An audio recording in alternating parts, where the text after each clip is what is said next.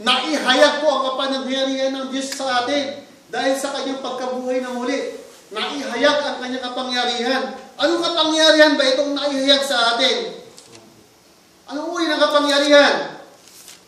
Ephesians 1:18-20. What power? Anong kapangyarihan? Ito ang kapangyarihan ng pagkatawag sa atin. Ay tinawag, ito ay ang walhati ang inilaan niya sa kanyang mga hinirang. Tayo po ay hinirang, tinawag ng Diyos, inilaan niya ito para sa atin. Binigyan niya tayo ng kapangyarihan. Through His death and resurrection. At ang kapangyarihan din iyon, ang bumuhay kay Kristo, ang nagluklok sa Kanya sa kanan ng Diyos. Yun po ang kapangyarihan ng kanyang pagkabuhay na muli. Ito so a power involved in our conversion, raising us to a new life. We are converted. Diba? Binago po yung ating buhay sa pakipag-isa natin sa Panginoon.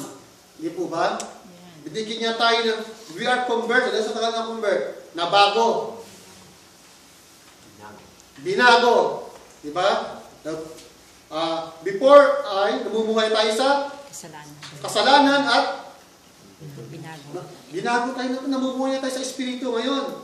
In union with Christ, sa Colossians 2:11-12, Colossians chapter 2, verse 11 and 12, in union with Christ, you were circumcised not with a circumcision that is made by human beings, but with the circumcision made by Christ. May circumcision ito.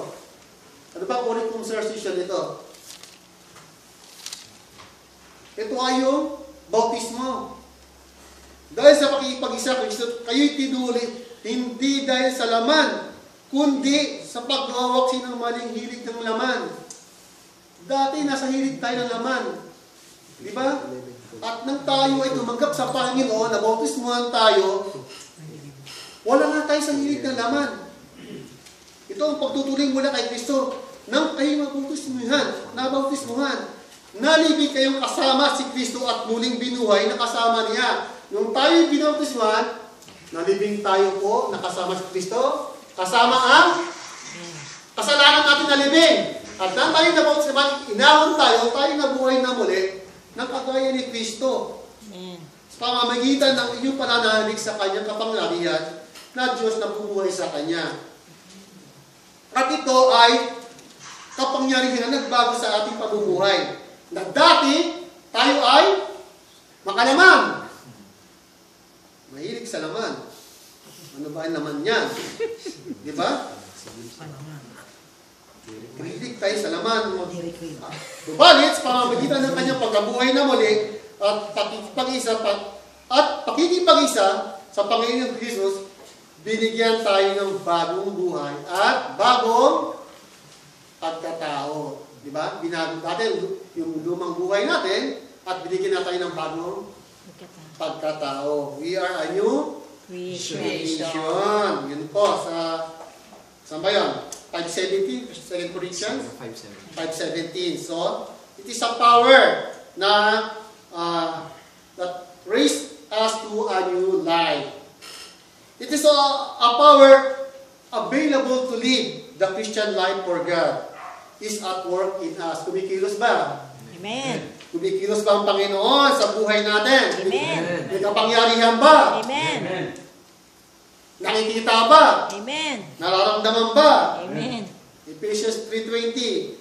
To Him who by means of His power working in us is able to do so much more than we can ever ask for or even think of. Sa Diyos na makagawa na higit kaysa lahat na maaari natin hilingin at isipin sa pamamagitan ng kanyang paghahari sa atin. Kaya nga po, ito po yung sinasabi na power na tayo ay may kapangyarihan tayo mamuhay na ipamuhay ang ating pagka-Kristiyano. Do you have power to live? Do you have power to live again? Amen. May power tayo. Amen. Sapagkat tayo ligtas na. Is God working in us? Amen. Amen. Kumikilos po ang Diyos sa buhay natin. It also provides hope Letter C, meron pa ba? Provides hope concerning our resurrection. And provides. Ang muling pagkabuhay ng Panginoong Jesus mula sa mga patay ay nagbibigay o nagdudulot ng pag-asa sa atin. His resurrection gives us a living hope. 1 Peter 1:3-21. Buhay na pag-asa. Living hope. Ang kanyang pagkabuhay na muli ay nagbibigay po sa atin ng Pag-asa. buhay na may pag-asa. Living hope. Malaki ang pag-asa natin. Bakit? Dahil sa laki ng habag niya, tayo sinilang sa isang panibagong buhay. Sa pamamagitan ng muling pagkabuhay ng ating Panginoong Hesus. Nagbigay po siya sa atin ng pag-asa. Especially, it also provides hope. Nagbigay siya ng living hope. At He also provides hope especially concerning the resurrection of the believers. Meron po tayo po ay mabubuhay na muli kagaya ng Panginoong Hesus. Tayong lahat na nananampalataya kay Hesus ay bubuhay muli. It provides hope na tayo bubuhay muli ng Panginoon. 1 Thessalonians 4:13, chapter 4, verse 13-14. Sabi nga po dito na Apostol Pablo, mga kapatid, ibig naming malaman ng katotohanan tungkol sa mga namatay, na hindi kayo magdalamhati tulad ng mga taong walang pag-asa. Huwag na kayo magdalamhati tulad ng mga taong walang pag-asa. Nananawalatay si Jesus ay namatay at muling nabuhay. Kaya naman, naniniwala tayo, bubuhay din tayo ng Diyos. Amen. Naniniwala ba kayo? Amen. Amen. Ang lahat ng namatay at nananalig kay Jesus ay upang mabuhay na muli at isasama sa Kanya. Tayo bubuhay muli ng Panginoon. Sino bubuhay muli? Sino? Tayo. Tayo. Ang lahat ng nananalig sa Panginoon. Kaya magalak po tayo.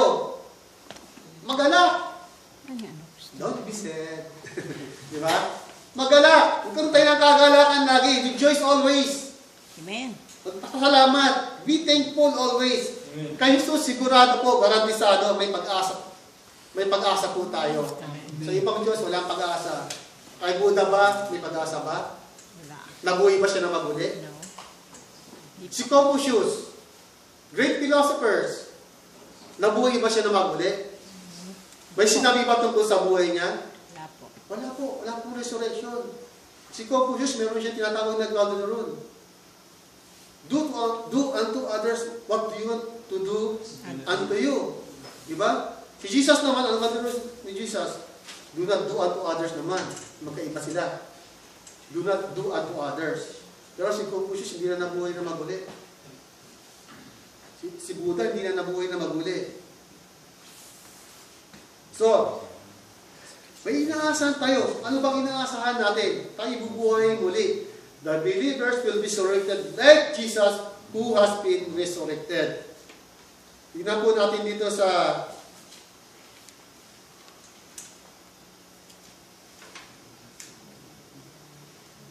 sa 1 Corinthians chapter 15 verse 55. Next page lang.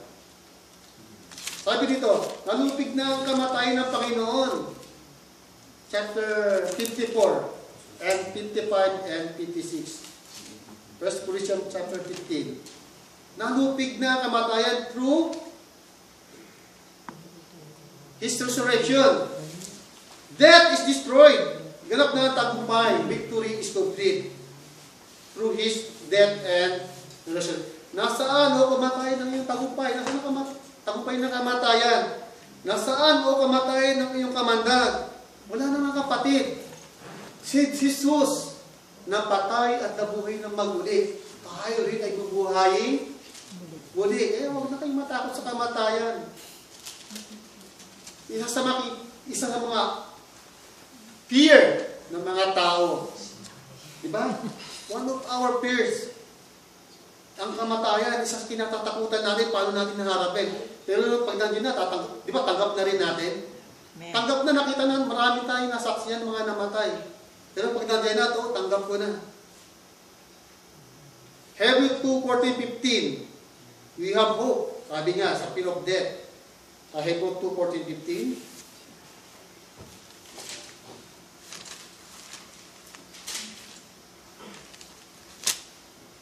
Sabi niya, since the children, as he calls them, are people of flesh and blood, Jesus himself became like them and shared their human nature. He did this so that through his death, he might destroy the devil, who has the power over death. Sa kamatayan ni Jesus at pagkabuhay na muli, tinalo niya ang kamatayan. Tinalo niya ang kamatayan at wala na tayong and who has he has the power of death. Yamang mga anak, nutukoy niya ay tao, naging tao rin si Jesus tulad nila. May laman at dugo. Ginawa niya ito upang sa pamamagitan ng kanyang kamatayan ay magupo niya ang diablo saka na siya may kapangyarihan ng kamatayan. So, nagupo na po ang diablo na may kapangyarihan ng kamatayan sa pamamagitan ng pagkabuhay na muli ng ating Panginoon. At tayo ay bubuhayin muli. Amen. Amen po ba? Amen. Amen.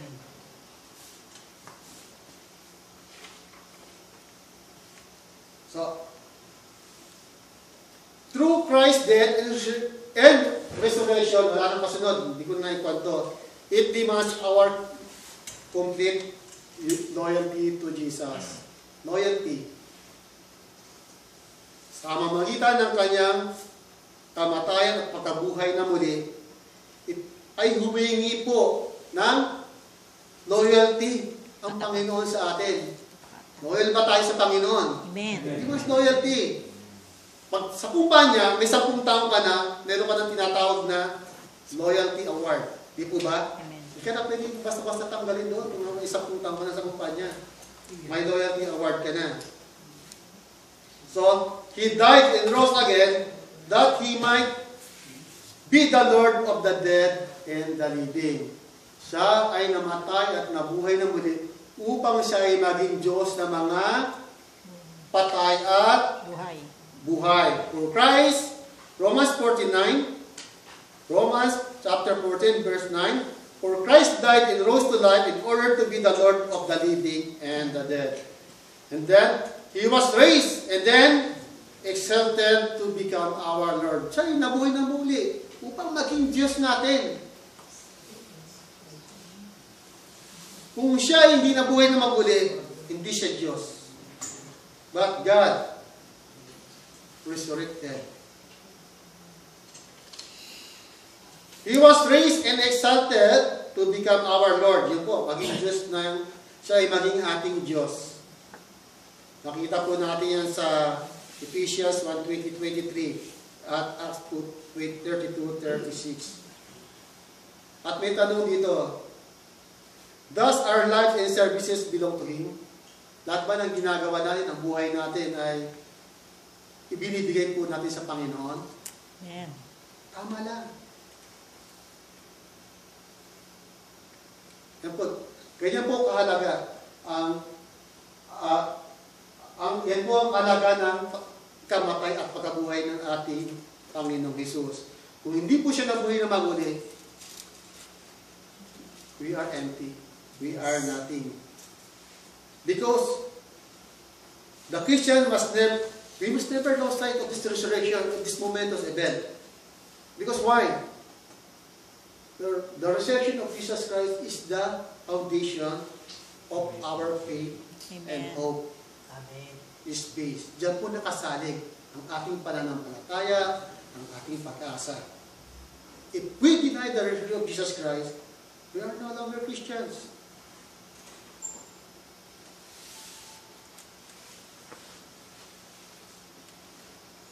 We cannot deny the reality of Jesus Christ, that He was resurrected.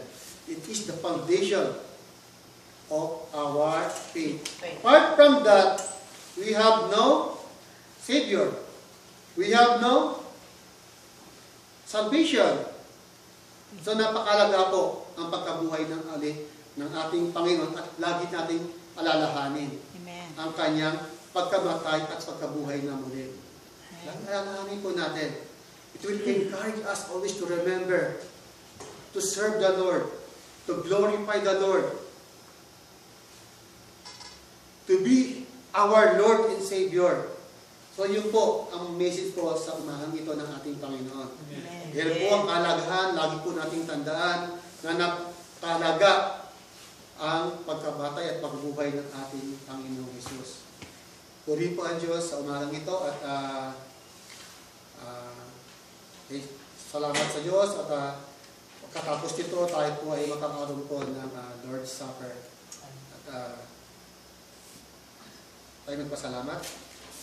Maraming Diyos, salamat po sa umagang ito. Salamat, Panginoon, sa iyong buhay na inihandog sa aming Panginoon.